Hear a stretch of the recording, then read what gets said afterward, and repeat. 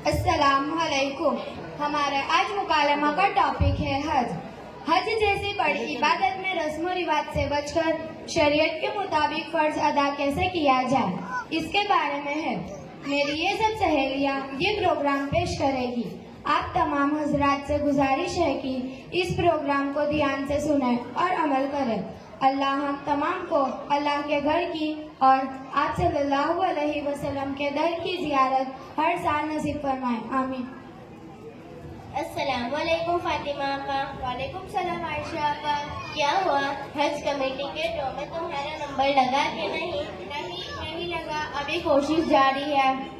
अब क्या करोगे? कोई टूर में चले जाओ। नहीं, टूर में तो खर्च काफी ज्यादा होता है। देखो आयशा आपा, अगर मैं किसी भी टूर में हज पढ़ने जाऊँ तो हम दोनों के 15 लाख रुपए देने पड़ेंगे और पोते पोतिया, नवासी नवासिया, बहू बेटे, भाई बहन, समधी रिश्तेदार और अड़ोस पड़ोस सोसाइटी वालों को भी हिस्सा देना पड़ेगा, जिसमें कम से कम 5 लाख रुपए की खरीदी है। अगर मैं किसी भी टूर में हज पढ़ने जाऊँ तो 6 लाख वहाँ भरकर दूसरे 2 लाख रुपए साथ लेकर जाओ तो 8 लाख में काम हो जाएगा। और टूर में तो 8 लाख हो ही जाते हैं और बाकी कुछ हिस्सों की खरीदी मैंने अहमदाबाद और बम्बई से कर ली है। नानी अम्मा, तुम हज पढ़ने जाओ तो मेरे लिए एक अच्छी सी गेम, बुरखा, खूब सारी चॉकलेट और एक अच्छी सी पिंक ड्रेस लेकर आना।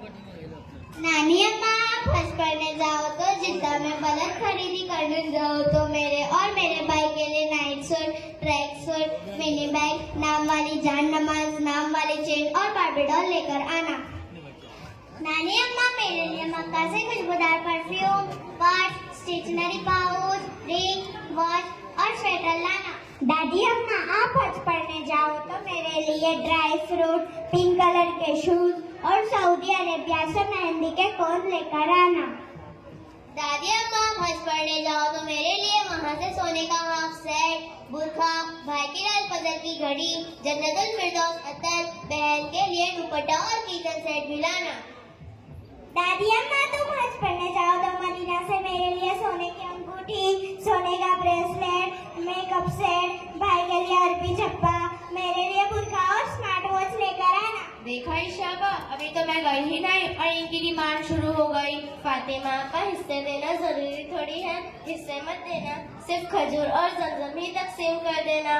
नारे बा, लोग मुझे क्या कहेंगे कि फातिमा तो बिल्कुल कंजूस मक्खी चूस है। इसका मतलब तो ये निकला कि आप हज पे जाने से पहले सीखोगे लब्बैक और वहाँ जाकर ढूंढोगे अलबैक अलबैक, आज नहीं तो कल बैग, मैं तो भरूंगी अपनी बैग। आयशा, तू बड़ी मुल्लानी मत बनना। देखियो मुल्लानी, तेरे से तो बात ही करना बेकार है। हाय हाय, आपको बुरा लगा, माफ करना। अच्छा, आप अपना पूरा प्रोग्राम मुल्लानी खदीजा आपा के सामने पेश करें, वो आपकी रहबरी करेंगे।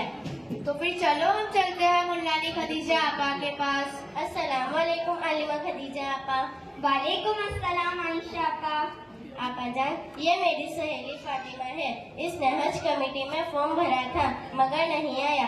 तबीयत इसकी ठीक रहती नहीं है, उम्र भी बढ़ती जाती है, तो मैंने इसे किसी भी टूर में हज के लिए जाने से कहा तो इसने हज के अलावा 5 लाख रुपए वहाँ की बैग भरी खर्च और 50,000 रुपए का अहमदाबाद और बम्बई से कपड़ा बर्तन खरीदी खर्च बताया। आप इन्हें हकीकत समझाएं। फातिमा आपा, आप तो बड़ी पढ़ी लिखी हो, समझदार भी हो और अच्छी खासी उम्र गुजारने का तजुर्बा भी है और आपके मुंह से हज के उन्वान पर खरीदी और रिवाजात की बुनियाद पर हिस्सों की तकसीम की बात बिल्कुल मुनासिब नहीं लगती। अल्लाह ताला अपने दर और रोज़ा रसूल सल्लल्लाहु अलैहि वसल्लम की हाजिरी का मौका दे दे तो इससे बड़ी खुशनसीबी और क्या हो सकती है।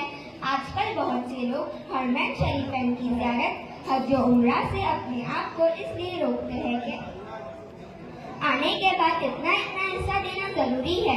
हज फर्ज होने के बावजूद भी रिवाजात के मुताबिक लेन देन की ताकत न होने की वजह से हज से महरूम रहते हैं। लिहाजा अपने समाज को इस्लाह की जरूरत है।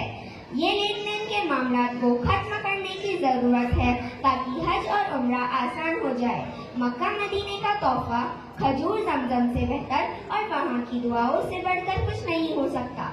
मुबारक सरजमीन पर जाने वालों को अपना वक्त दुआ, तवाफ, तिलावत, जिक्र और रोज़ा रसूल सल्लल्लाहु अलैहि वसल्लम पर सलात और काबतुल्लाह को देखने में गुजारना चाहिए, ना कि खरीदी करने में। दुनिया भर की तमाम चीजें पूरी दुनिया में हर जगह मिलती है, लेकिन रोज़ा रसूल सल्लल्लाहु अलैहि वसल्लम और काबतुल्लाह सिर्फ मक्का मदीना में है और कहीं नहीं है। अगर लोगों को राजी करने के लिए साजो सामान की तकसीम की ताकत न होने की वजह से हज में देर करना या आइंदा सालों के लिए टालते रहना बिल्कुल मुनासिब नहीं है। लिहाजा फातिमा आपा आप सोचे, अगर आपने हज में देर की या हज नहीं पढ़ी तो कितनी बड़ी फजीलतों से महरूम रहोगी। आप सल्लल्लाहु अलैहि वसल्लम ने फरमाया, हज और उम्रा करने वाले अल्लाह ताला के मेहमान हैं, उनकी सारी दुआएं कबूल की जाती है और उनके सारे गुनाह माफ किए जाते हैं।